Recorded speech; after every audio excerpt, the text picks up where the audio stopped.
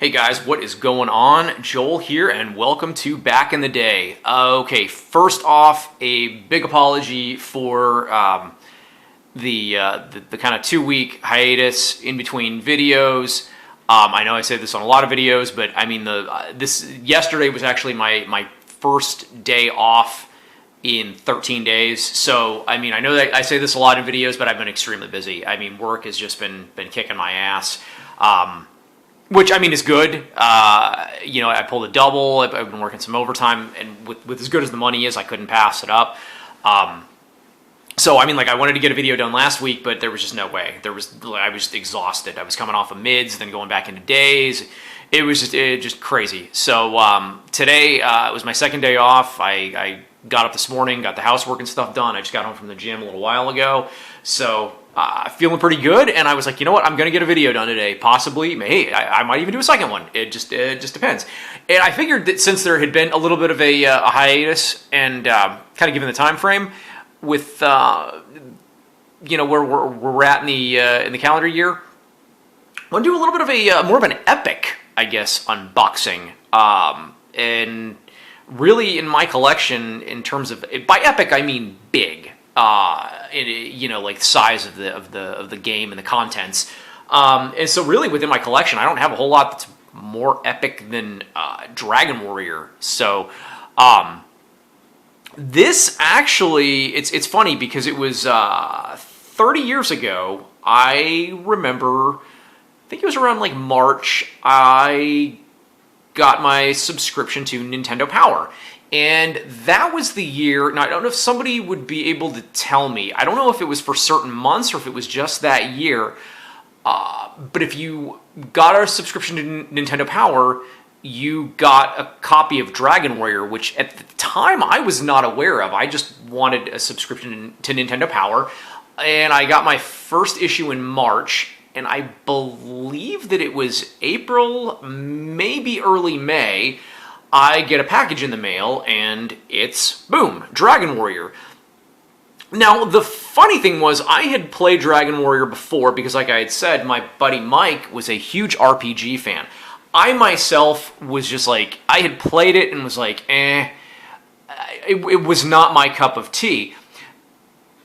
I don't know if other people had experienced this when they were younger in regards to NES games, but I remember, even if it was a game that I didn't really have when you got a Nintendo game, when you got a brand new NES game, it was exciting. Like, there was just something magical about it. Whether or not the game was good, it just had this magical feel to it. And I don't know how to explain it. But I remember getting so overjoyed when I pulled that out of the envelope or the container when it was mailed in. I was like, oh my gosh, I got a Nintendo game. I got a Nintendo game. And I was like, I didn't even care that it was Dragon Warrior because it was a new Nintendo game. Like, I had a new game in my collection. So it was exciting, and then, like, that excitement, I don't want to say that it went away. I mean, it was cool that I had a game, but it was one that I was just like, I knew that I wasn't really going to play. So it was a bit of a double-edged sword.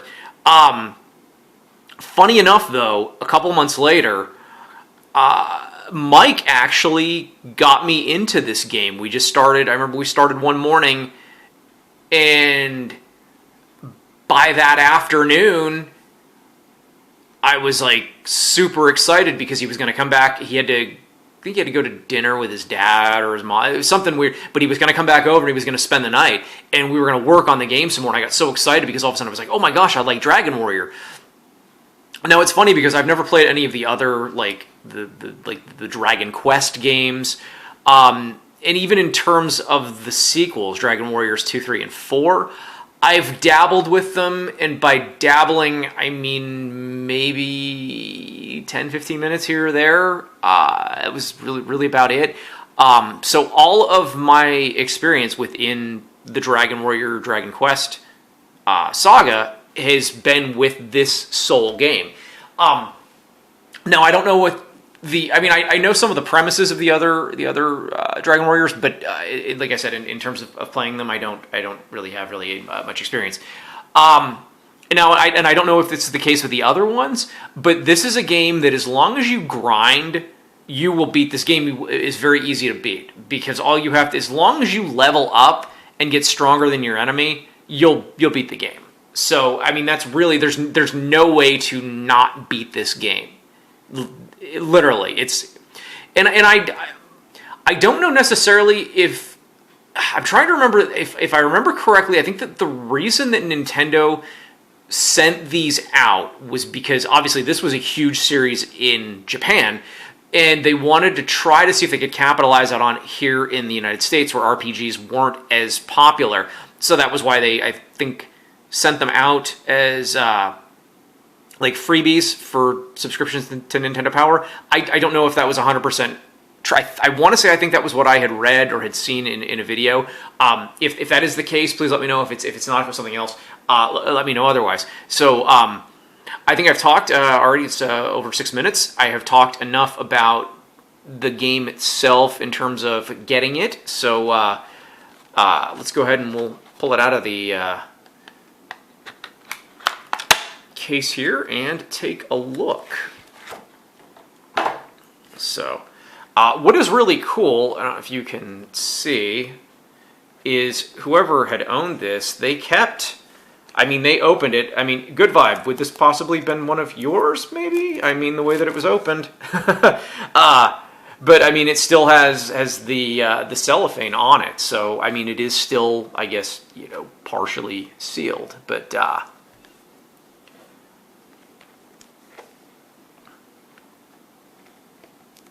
and obviously a Nintendo first party / Square, I believe, developed. But it was just amazing, like what this came packed with.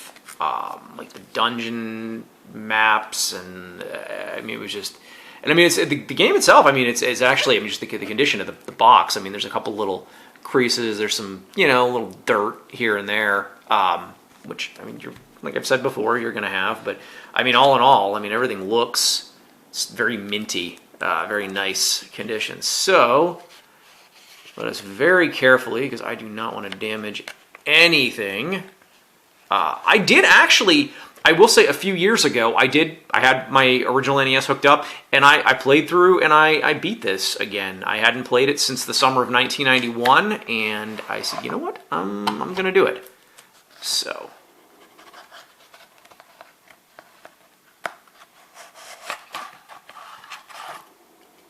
Alright, so now we've got everything. So this had just a ton of stuff. Now I noticed I do not seem to have, I don't remember if it came with it. Oh, there's nothing else in there. Ah, here we go. So I'm gonna have to kind of do this in a bit of a different order than I usually do.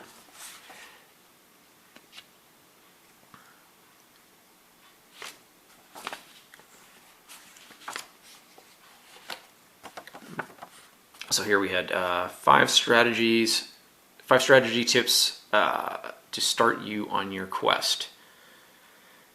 Collect the treasure chests in the king's room, in the town, buy clothes in a club, fight slimes, increase your experience, raise your level, restore energy at the inn, return to the king and save the game. When your level goes up, at level 3, you'll learn your first magic spell. Now, for whatever the reason, this ended up coming with 2, and I guess the previous owner, 5 steps south of Bath in Cole, which I don't remember what exactly that is. It's been a few years, but here we have the actual game itself. As you can see, the label's really clean.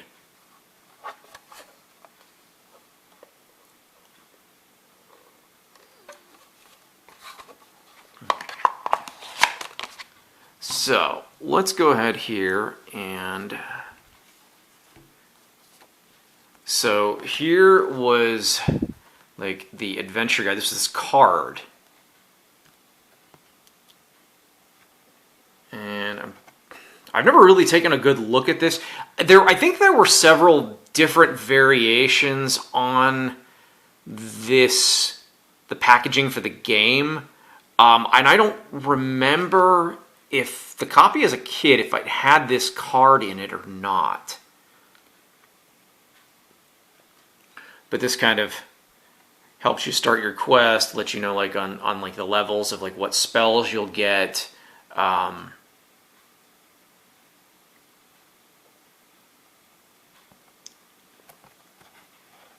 Like the goals, different places, the best monsters to fight. And it goes the whole way until you hit level 20, and the experience points you need to have to get there. So there's that. And then here is this was the actual poster. Ooh, this is a little, but there's the Dragon Warrior poster with Edric's shield, sword, and helmet. And then on the other side, here we had different dungeon maps. Like we had Edric's Cave, Mountain Cave, Castle of the Dragon Lord.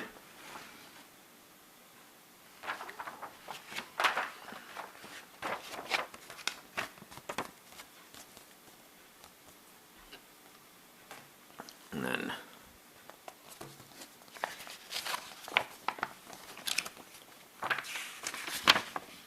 here was kind of your map of the overworld and like the different castles and towns and whatnot, and had little places here where you could write notes.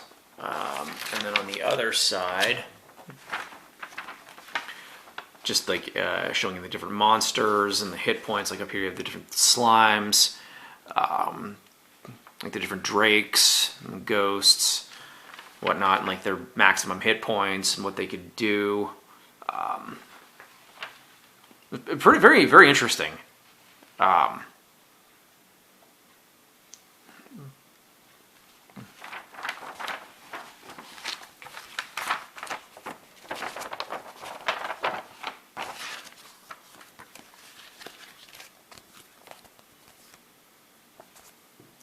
And then here you had the big map, the big booklet. Now some of them I do think had the smaller instruction manual. I think I've seen like on eBay, but this one has the, this is the very thick book. I'm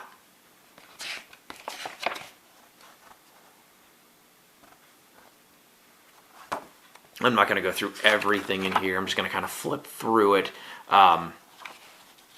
But yeah, the summer of 1991, like I said, this that was the summer that I played through this. So, you know, and I garnered a little bit more of a of an enjoyment of RPGs, but not to the point where, I mean, some people are very much into RPGs, like it's their main thing. I've always been a action platform side scroller, so an RPG really has to intrigue me in order to get into it. Now these are really cool, the different weapons. Like you could either, I remember in the first town you buy either the bamboo pole or the club, and I always bought the club. I couldn't remember if you get the copper sword at the first town or if that was at the second town. But yeah, I mean, it was very easy where you could get very overpowered very quickly if you just grinding, you know. And with games like this, the grinding just is not enjoyable. It's not. Like my buddy Retro Death, he had said in one of his previous videos about like Xenoblade Chronicles 2. Grinding in that game is actually fun. It's not a chore. But some of these traditional RPGs like this, yeah, like...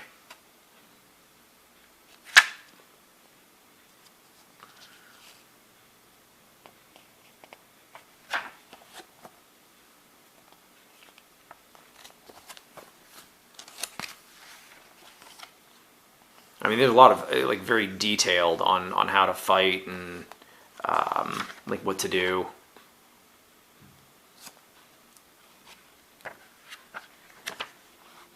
And this is a very thick manual, like very thick. Like this is damn near, this is like Super Nintendo sized manual. I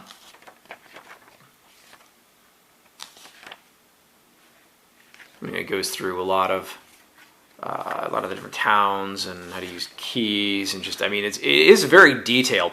I think that because they wanted to make it as easy as possible for beginners, new RPG people that just being new to the world of RPGs, in order to catch on. Because obviously, I mean, like I've said before to other people, if for me, if a game gets too overwhelming, I'll stop playing it, just because it's not that I'm giving up, but there comes a certain point where it just seems like there's just too much to do, and it's like the game loses any amount of enjoyment that it might have had.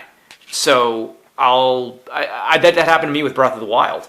It was too much. A fantastic game. I think Breath of the Wild is an amazing Zelda game, but there's just too much, and I lost interest in it. But you know, I may go back to that at some point in time.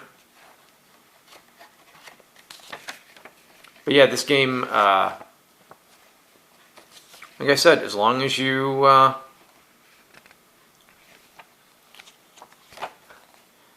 grind, there's no way you can't win.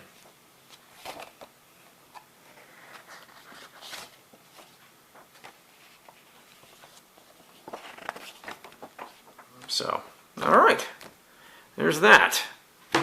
Yeah, it wasn't. It was called the Explorer's Handbook, not the. It wasn't an instruction manual. So, all right, guys. I do certainly hope that you've enjoyed this little